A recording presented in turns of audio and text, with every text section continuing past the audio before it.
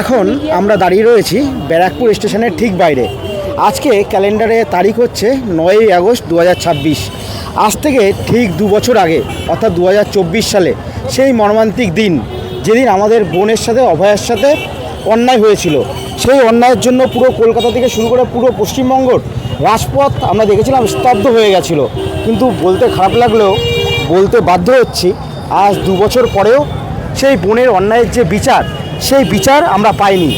আজকে আমি এখান দিয়ে যাচ্ছিলাম ব্যারাকপুর স্টেশনের বাইরে, কিছু দিদি ও বোনেরা দেখতে পেলাম সেই অভয়া যে বোন, সেই বোনের সাথে যে অন্যায় হয়েছিল সেই অন্যায়ের বিচারের দাবিতে দেখতে পেলাম স্লোগান দিচ্ছে। তাদের সাথেই আজকের দিনে একটু কথা বলে নেব। দিদি নমস্কার, যদি বলেন কেন আপনারা স্লোগানটা দিচ্ছিলেন আজকের দিনে? এটা তো খুব একটা প্রাসঙ্গিক বিষয় যে 2024 সালে আরজি করের যে মেয়েটিকে হত্যা করা হয়েছিল ডাক্তার পড়ুয়া মেয়েটির সাথে, তার দাবিতে পুরো পৃথিবী এবং পশ্চিমবঙ্গ তো বটে, পুরো রাজ্য, দেশ এবং বিশ্ব উত্তাল হয়েছিল। আজকে 2 বছর হতে চললো, কিন্তু বিচার এখনও অধরা। ওনার মা বিধায়িকা হয়েছেন।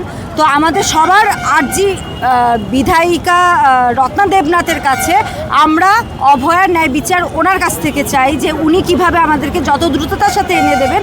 আমরা আপনাদের মাধ্যমে বার্তা ওনাকে দিতে চাই যে পানিহাটির মেয়ে অভয়া এবং পানিহাটির বিধায়িকা রত্না দেবনাথ, উনি যেন আমাদেরকে দ্রুততার সাথে আমাদের অভয়া বোনের বিচারটা এনে দেন। এটা আমাদের আবেদন থাকলো ওনার কাছে, দাবি। তৎকালীন সময়ের আর এখন সময়ের মধ্যে পরিবর্তন ঘটেছে, কারণ 3 মাস হলো সরকার পরিবর্তন হয়েছে।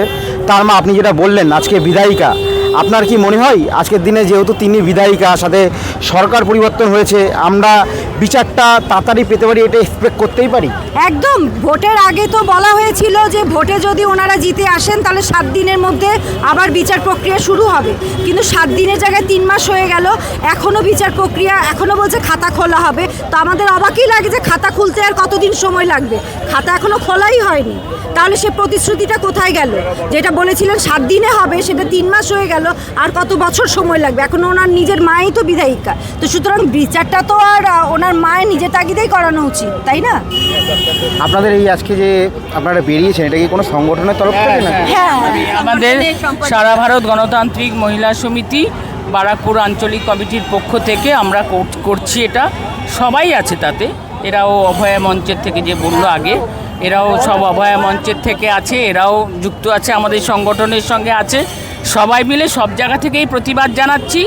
আমাদের বক্তব্য ছিল সরকারে আসার পরে গরিব মানুষের পেটে লাথি না দিয়ে, হকার উচ্ছেদগুলো না করে যে প্রতিশ্রুতিগুলো দিয়েছিলেন ওনারা, সেই প্রতিশ্রুতিগুলো, বিশেষ করে যে ক্ষমতায় এসছে যে কথা বলে নারী নির্যাতনের জন্য, নারী নিরাপত্তায় তারা ভীষণভাবে একেবারে নিরাপত্তা দেবে মহিলাদের, সেখানে তো আমরা দেখতে পেলাম না। 2.5 মাসে 51টার বেশি নারী নির্যাতন শ্লীলতাহানি হলো। সেইখানে দাঁড়িয়ে আমাদের তিলোত্তমার বিচার আমরা তো ভুলে যাইনি। হ্যাঁ, আমরা যে তার মা বিধায়িকা হয়েছে তিনিও হয়তো ভুলে যাননি। আমরাও, ও যেমন বললো, আমাদের শিল্পী যেমন বলল যে তারও উচিত বিজেপি সরকারকে, তিনি যে সরকারে আছেন, বিধায়িকা হয়েছেন, সেই সরকারে তার বেশি করে চাপ দেওয়া উচিত। এবং আমরা তো তার লড়াই করছি, আমরা লড়াই জারি রাখিনি। এই সাধারণ মানুষের এই যে আবেগ, এইটাকে যেন উনি মান্যতা দিয়ে তার বিচারটা যেন তাড়াতাড়ি ছিনিয়ে আনেন, আমরা সেইটার আশায় অপেক্ষায় রয়েছি, কবে আমরা সেই বিচারটা পাবো তার জন্য। আজকে তো 9ই আগস্ট, আজকে 9ই আগস্ট, আমরা সেই জন্যেই প্রতি বছরই 9ই আগস্ট কোনো না কোনো প্রোগ্রাম কর্মসূচি নেওয়া হয়। আমরা সোদপুরে আমাদের আরও কর্মসূচি হচ্ছে, সোদপুরে HB টাউনেও কর্মসূচি হচ্ছে, বিভিন্ন জায়গায়, যেমন ধর্মতলায়ও আজকে হলো, ওরা সব ধর্মতলা থেকে এসছে, সব জায়গায় হচ্ছে। তো মানুষ ভুলে যায়নি, জনসাধারণ ভুলে যায়নি, সেই জন্যে আমরা এইভাবে এই কর্মসূচি পালনের মধ্যে দিয়ে, মোমবাতি জ্বালিয়ে তাকে স্মরণ করার মধ্যে দিয়ে আমরা আবার প্রশাসনের কাছে দাবি জানাচ্ছি যে আপনি তাড়াতাড়ি এর বিচারটা দিন। আর আমাদের কাকিমার কাছে একটাই কথা, যে কাকিমা বলেছিলেন যে এটা তৃণমূল সরকার এর সঙ্গে যুক্ত আছে, সেই তৃণমূল সরকারের যারা ছিলেন তাদের সঙ্গে উনি তাহলে আপোষটা কেন করছেন? আমরা তো অভয়ার সম্পর্কে সবটাই জেনেছি কাকিমার মুখে। তাহলে কাকিমা যখন বলেছেন যে না, এর সঙ্গে তৃণমূল সরকার জড়িত ছিল, তাহলে আজকে সেই বিজেপি সরকার যার বিধায়িকা উনি, ঠিক আছে, তা সেই বিজেপি সরকার তৃণমূলের সঙ্গে কেন আপোষ করছেন, এইটা আমাদের একটা প্রশ্নবোধক চিহ্ন কাকিমার কাছে। কাকিমাকে যদি এর উত্তরটা দেয় খুব ভালো হয়।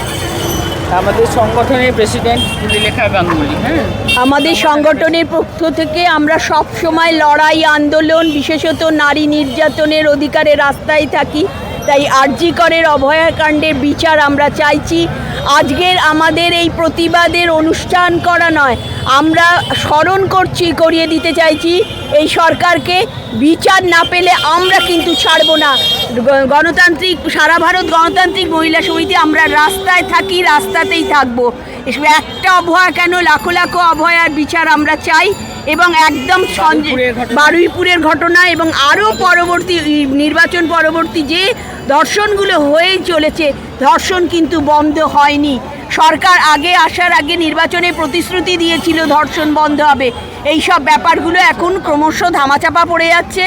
আর রত্না দেবনাথ বিধায়িকা, ওনাকে তো আমি জোর দিয়েই বলছি, নিজের মেয়ের জন্যে না, সারা পশ্চিমবঙ্গের মেয়ের জন্যে আগে আপনি এই ফাইলটা খোলার ব্যবস্থা করুন। এই আমাদের দাবি সারা গণতান্ত্রিক মহিলা সমিতির থেকে। ধন্যবাদ। হ্যাঁ ম্যাডাম, সামনে আসুন।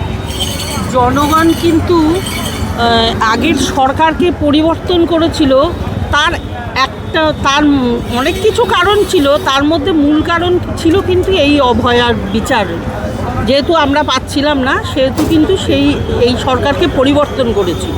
তা এই সরকারকে এখন যে সরকার এসছে, অনেক মানুষের সমর্থনেতে এসছে, মানুষ কিন্তু এটাও দেখছে।